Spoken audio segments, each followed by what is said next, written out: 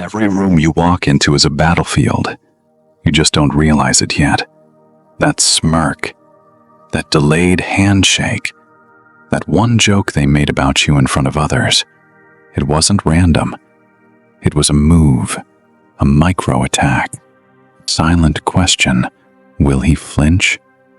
Most men don't even see it. They laugh it off, shrink, over-explain. And in that one moment, without knowing it, they lose status, respect, power. But you're not here to play blind. You're here to learn the psychology of dominance, to see the games before they're played, and to strike back with precision so sharp no one dares test you twice. From Machiavelli to modern warfare, this isn't about anger, it's about strategy. Because in a world ruled by predators, the polite don't survive. And if you're tired of being overlooked, underestimated, or manipulated, then listen closely. This is how power is taken. Number 1. When someone tests you, a psychological power game. It always starts subtle. A backhanded compliment, a delayed handshake, a joke at your expense in front of others. On the surface, it seems harmless, even friendly, but underneath, something deeper is unfolding. What you're witnessing is not socializing. It's a test, a small, calculated move meant to measure your response, gauge your confidence, and silently determine your rank in the hierarchy. And if you fail this test, by brushing it off, laughing nervously, or shrinking inward, you've unknowingly cast yourself as the weaker party. Why? Because in human psychology, we're constantly scanning for status cues. Our brains are wired for hierarchy, whether in a boardroom or a bar. When someone tests you, they're not asking permission, they're probing for weakness. They want to see if you're a man who commands respect, or one who silently hands it away. According to evolutionary psychology, these social microaggressions serve the same purpose as a wolf nipping at another's neck, to establish dominance without full-blown confrontation. Machiavelli understood this centuries ago. He warned that power isn't seized through brute force. It's taken in quiet moments when your enemy underestimates you. That's why he said, "The wise man does at once what the fool does finally." The moment you sense you're being tested, your response must be immediate, not emotional, but deliberate. Don't react with petty rage or desperate approval-seeking. Instead, respond with calm precision. Correct them publicly. Stare longer than they're comfortable with. Ask a direct question that throws their confidence off balance. You're not fighting for ego, you're establishing psychological boundaries. You're teaching them that if they step toward your line, they better be ready to bleed. If you fail this test, even once, you'll notice a shift. People interrupt you more. They look past you. The energy in the room no longer bends in your favor. But if you pass, if you strike back with strength wrapped in silence, they'll remember. And more importantly, they'll think twice before testing you again. Number 2. When money or power is on the table, never apologize for wanting more. There's a reason the powerful rarely say please, and it's not because they're rude. It's because they understand the psychology of leverage. The moment money or power enters the room, the rules change. This is no longer about manners. It's about dominance, scarcity, and positioning. People who have power don't tiptoe. They don't over-explain. And they definitely don't apologize for wanting more. Because in high-stakes moments, whether you're discussing salary, closing a deal, or competing for influence, politeness becomes a liability. It softens your stance. It signals hesitation. And worst of all, it gives the other side the psychological edge. You see, the brain is wired to interpret confidence as competence. When you state your value with certainty, your number, your demand, your limit, others feel it before they even think about it. Flinching, overtalking, or justifying your ask activates a primal reaction in the other person. They sense doubt, and doubt invites negotiation. You lose before they even open their mouth. Machiavelli had no patience for this kind of weakness. He believed that power is taken, not offered. The ends justify the means, he wrote, not because he was heartless, but because he understood the cold logic of results. If you want control, respect, or financial reward, you must claim it without apology. Don't ask. Don't wait for approval. State your price, your boundary, your intention once, and then go silent. Let the discomfort work in your favor. Because silence, when you're unwavering, is a weapon. And let's be honest, when was the last time a shark said, "Excuse me," before it ate? That's not how predators operate. The polite don't dominate, they comply. And the complaints are always underpaid, overlooked, and underestimated. If you want power, you must speak the language of power, not with arrogance, but with the unshakable certainty that what you want is not only fair, it's already yours. Number 3. When disrespect hits, silence is suicide. Disrespect is never random.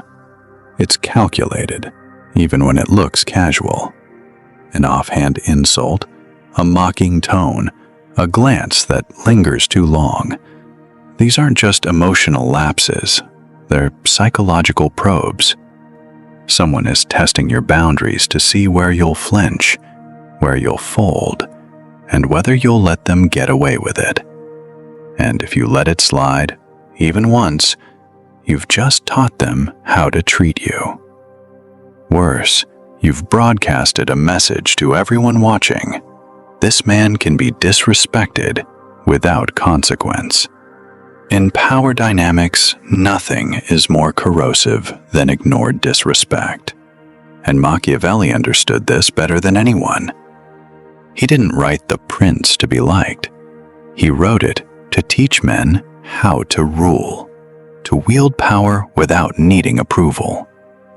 That's why he warned, it is much safer to be feared than loved, if one of the two must be lacking.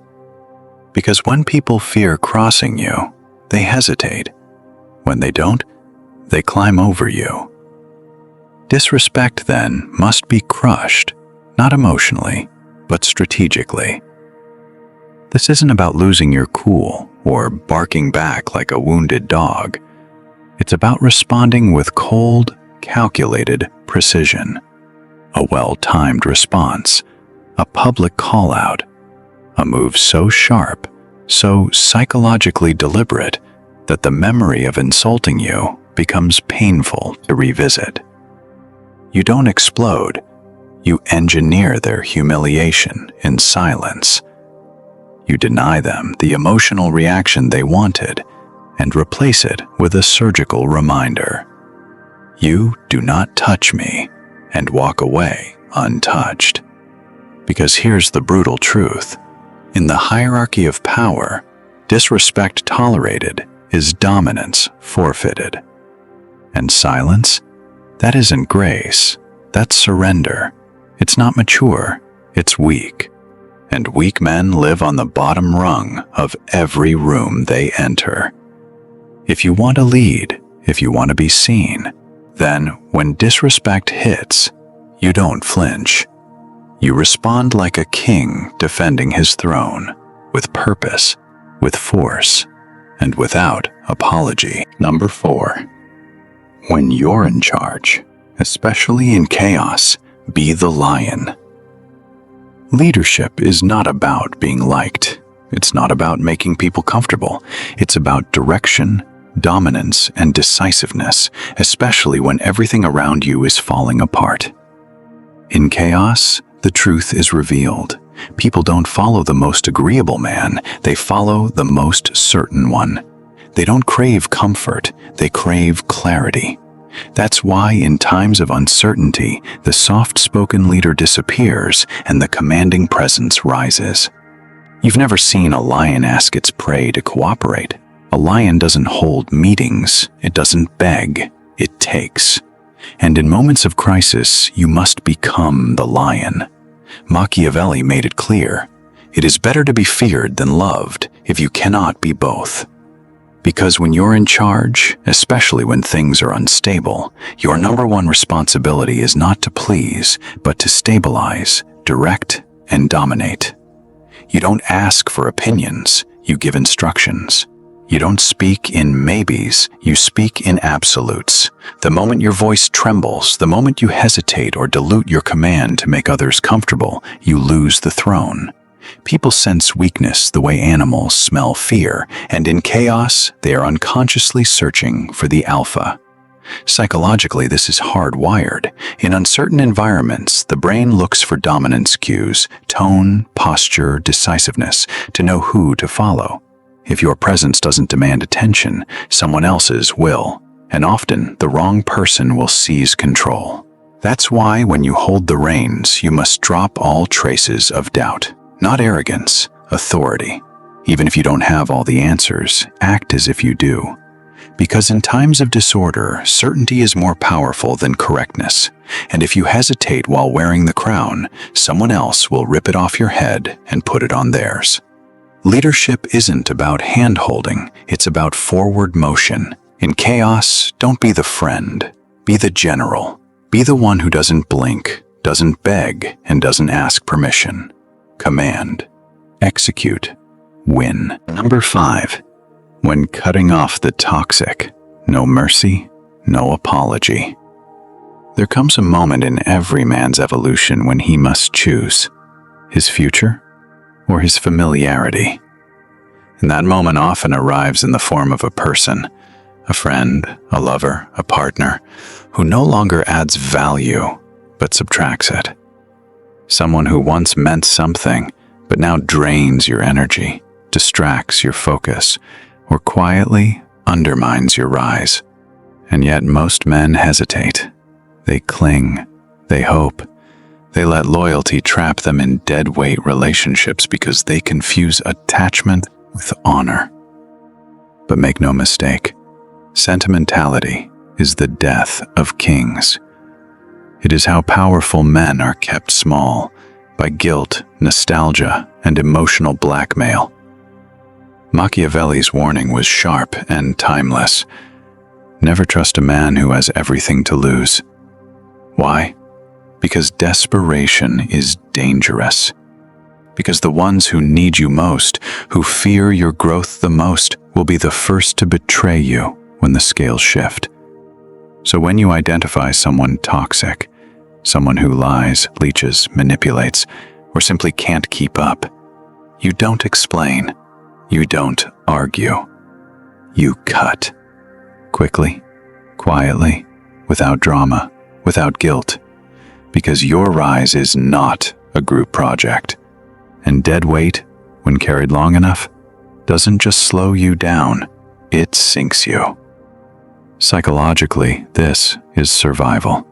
The human mind absorbs the energy around it. If you stay too long in poisoned spaces, you begin to shrink to fit them.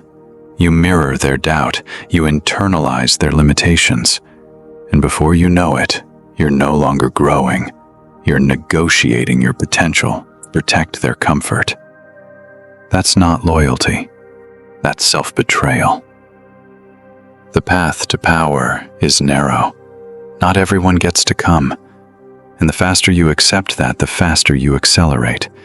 So if someone stands in the way, not with weapons, but with weight, you do what Machiavellian men do. Erase them. Not with rage, not with revenge, but with ruthless indifference. Because once they've shown their threat to your purpose, their role in your life is over. Still believe nice guys finish first? Tell that to the forgotten, the stepped on, the sidelined, The ones who stayed quiet, stayed polite, and got buried by the boulder. History doesn't remember the agreeable. It remembers the strategic, the feared, the ruthless. If you want more power, not hope, smash that subscribe button before your rivals do. Because in this game, knowledge isn't just power, it's survival.